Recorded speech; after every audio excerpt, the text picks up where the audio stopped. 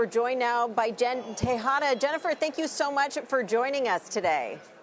Thanks so much for having me, Julia, and congratulations on your book launch. Thank you. So, Jen, one reason I wanted to write about your story and talk about your leadership approach at PagerDutys is because you exemplify many of the crucial leadership traits of female leaders, including the fact that you have invested in diversity and you've really transformed the ranks of PagerDuty, both the executive ranks and the whole employee base, to make it more diverse. Why was this a priority of yours? Well, I'm a firm believer that if we want to effectively build creative products for our users and solve important problems for them, we need to represent the diverse community we serve. We need to reflect that in our own developer community, in our own product management and leadership organizations. And so when I joined PagerDuty, we were roughly a quarter women, much less so in the engineering community and in leadership. Over the last 6 years, while we've 10x the company from a performance perspective, we've also ensured that we're more than 40% women across the business. Our senior leadership team is over 45% female, and our board is nearly gender balanced, with more than 2/3 of the board being people of color. And I think what that enables us to do is look at our incredibly diverse customer community and demonstrate to them the empathy and understanding the problems that they need us to solve. Yeah, it sounds like you're quoting directly from my book, Jen. And what's so interesting to me here is you've seen this overall progress as the company has become more diverse. But have you seen specific incidents or situations in which you know that the diversity of PagerDuty, both in terms of race and also in terms of gender, is really helping you, whether it's connecting with customers or growing your client base? Absolutely. I mean, I notice even when, we're speaking to customers, I'm out on the road all the time now talking to customers. I was on Zoom for the better part of the pandemic, but there is a sense of appreciation from our customers when they see a woman in a leadership role. More broadly, it's enabled us to break down more traditional silos across the company, and we're a product-led growth company, so it's incredibly important that our product teams, our development teams, our marketing organization, our go-to-market organization, and our leadership work really effectively together.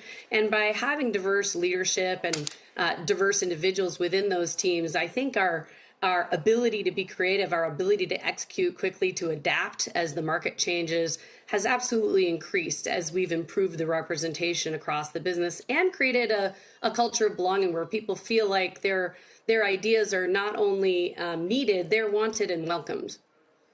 There are two specific strategic things I want to talk about that you do. First, as you mentioned, breaking down silos. I want to hear about how that's important, but also the way you put the challenges first when you're addressing things. You have a culture of collaboration, but you do that in such a way where you're always trying to tackle the tough things first. How have you deployed that in your leadership?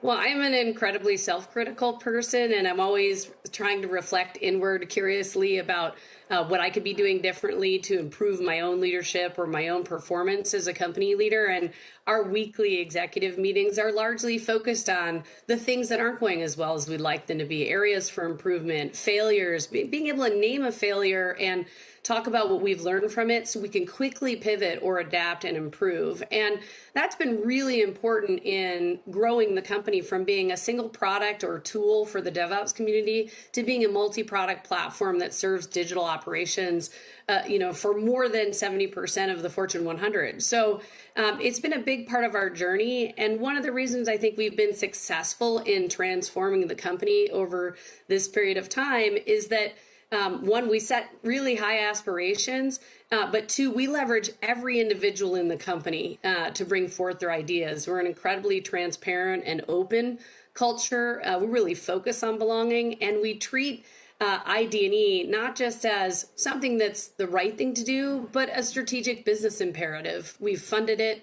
We have metrics that we measure. We have time-based milestones, and that's really helped us to be successweek.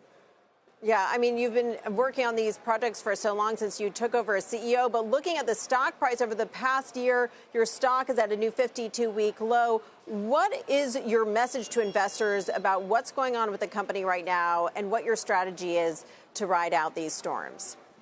Well, we continue to go from strength to strength. We have an incredibly loyal customer base and a product that is really well suited for an environment where our customers are looking for ways to save money, to improve the productivity of their developer community, and to become more efficient. And that's what PagerDuty was designed to do, especially in distributed working environments like we have today with hybrid work.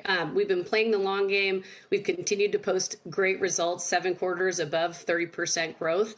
And, we're going to continue to focus on building out this operations cloud that serves not only the current challenges of companies amidst digital transformation, but their future challenges.